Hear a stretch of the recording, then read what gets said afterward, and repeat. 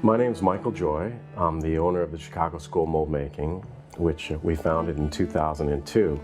However, before that, I owned several fabrication businesses catering to a wide variety of industries, from architectural restoration, ornamental facades and buildings, ornamental plaster, awards, toys, trophies, concrete casting, jewelry.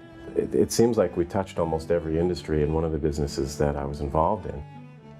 The unifying factor between each industry is the leaders of each of those companies, say the trophy manufacturers, the architectural people, they were all looking for shaping solutions.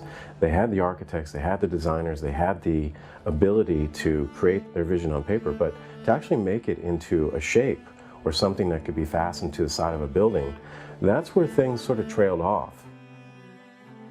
So with mold making, I learned that there's two worlds.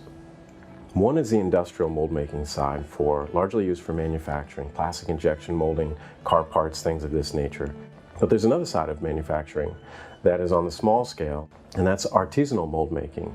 There's very little instruction for it. Usually the people that engage in that are really self-starters who need to solve a problem. They get on YouTube, they dig around for some answers, and they get enough just to get by. But there's really not answers for them of how to take their they have a need to make a shape, but they don't know how to duplicate it cleanly or efficiently. They don't know how to scale up into manufacturing. And if you think about inventions, and you think about the number of patents that are applied for each year, utility and design, and then you compare it to the number of the things from those inventions that actually go to market or actually made, there's a huge discrepancy. And I think that discrepancy has to do with a person's inability to make their own idea. They can, if you have money, you can engage in a fabricator or another company, some sort of craftsman. But even those people are hard to find. And if you have a small project, they likely don't want to pay a lot of attention to you because you're a small project. So really, if you're a startup business looking to manufacture a shape, you're going to have to be your own startup mold maker as well. In my background in fine arts and sculpture, I learned early that I could spend 100 hours on a sculpture easily, I mean, in a snap.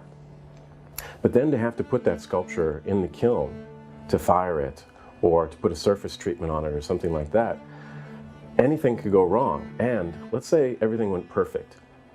I have one sculpture with hundreds of hours into it, and now my price point, I can only sell it for those hours at best. And this is why art is so expensive. There's not an efficiency to it. However, if I make a mold of that sculpture, all of that creativity that was locked up in that first model, I can capture it, stabilize it, secure it, archive it, and then have that mold and make duplicate castings. And those castings allow me to get a piece into the market, allow me to sell editions. You could think of a piece as something in a gallery, or you could think of a piece as an ornamental component that has to go on the side of a building. Now, what does a mold look like? They look like all sorts of things. Small molds that we make for the culinary industry, this is an example.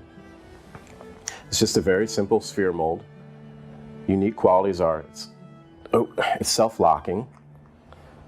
And if you've never seen a mold before or cared about a mold before, you're like, yeah, silicone mold, big deal. However, if you've seen molds before and you've made molds before, and then I tell you that this is not made with any machine or computer assistance, it is made 100% by hand, the people that fabricate things are curious about that.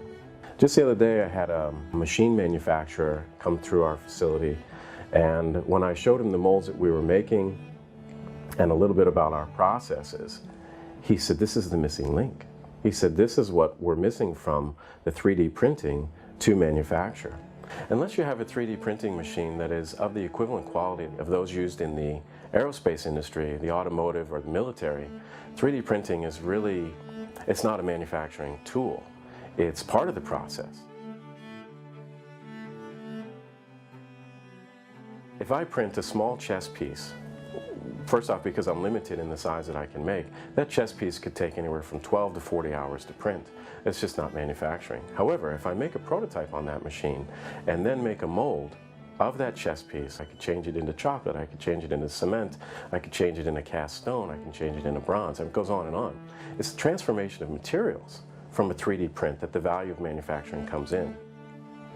25 years later, after servicing many, many industries and teaching at universities and schools and writing books and things of this nature, I realized that when people see that they have the power to take the idea out of their head, manipulate some raw materials, and have a product, an output, all within a small environment, something happens with their creativity.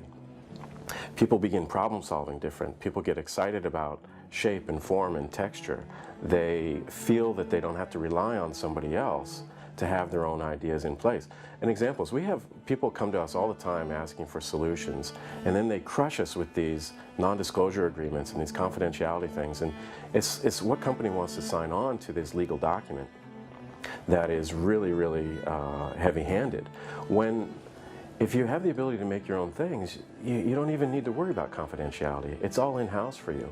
You're the one that's studying it. You're the one that's learning the lessons. You don't have to worry about your proprietary information dissolving into the manufacturing arena. And to this point, manufacturers who are successful at making products are really not interested. They don't want to share their solutions. They've worked hard to bring those solutions within their own team and train their own people. They're just not going to give it away. So an individual is often left to the needle in the haystack called YouTube and start looking at videos, and it's a remarkable resource.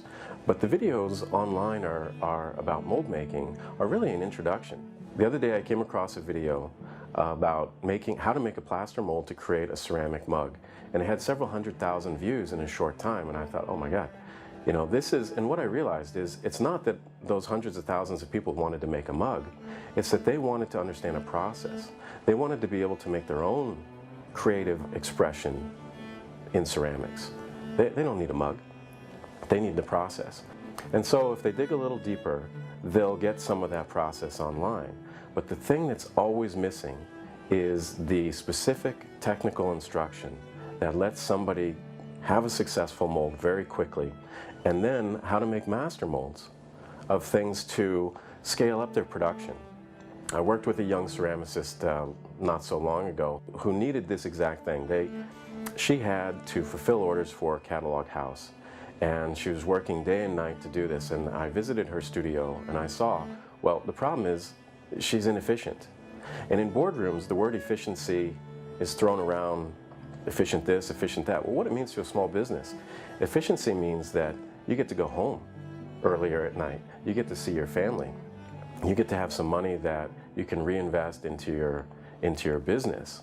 Efficiency is freedom for the small business. Efficiency is profit for big business. They're both valuable either way you look at it, but there has to be a transition. And once we helped this young woman get these molds in place, she immediately was able to hire more people to expand her production to meet these orders. And she's doing quite well. And it's just a tiny glimpse of how that can be expanded into other industries. How do you teach this in a meaningful way? A big part of it is actually we want to use high-tech solutions to teach low-tech techniques. One of our solutions is to create a virtual environment that is much like a depot, except the aisles will be for different areas of industry. You have aisle 2, you have somebody making ceramics. Aisle 4, you have somebody making remote control vehicles. Aisle 5, architectural restoration. Aisle 20, robot design. And when you can go into that virtual store, and it's not just for purchasing, this is a store of information. You can go to your ceramic aisle, but you know what? I think the ceramic people are going to be very curious about what's on aisle 22, and they're going to walk over there on their computer and see what's happening in the robot world. And if we have enough aisles, the robot people are going to mix with the ceramic people and say, oh, we need a ceramic housing. And the ceramic people are going to mix with the remote control people. And these industries are going to crisscross because there's a common denominator of each industry needs to control the shape of a raw material. And that's going to be really exciting. I think that's going to empower people the same way it fueled the building industry and the home remodeling industry. It's going to empower people to begin manufacturing on their own in a small environment with little overhead and great results.